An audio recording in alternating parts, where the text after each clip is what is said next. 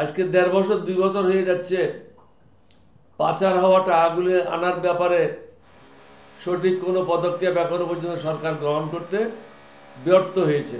অনেকগুলি ব্যাংক ভালো ছিল, যেমন আরাফা ব্যাংক, এগুলি ভালো ব্যাংক ছিল।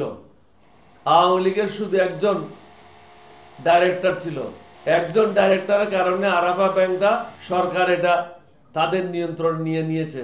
সাউথ টাউনে হোক আপনার স্বপ্নের আবাসন, শতভাগ রেডি প্লট, সাথে সাথেই সাফ কাবলা রেজিস্ট্রি। তাহলে বাকি ডাইরেক্টররা কি অপরাধ করেছে? অনেক কর্মচারীদেরকে ব্যাংক থেকে ছাঁটাই করেছে।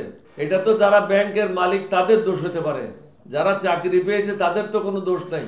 তারা তো পরীক্ষা দিয়ে পাশ হয়ে এই চাকরিটা পেয়েছে।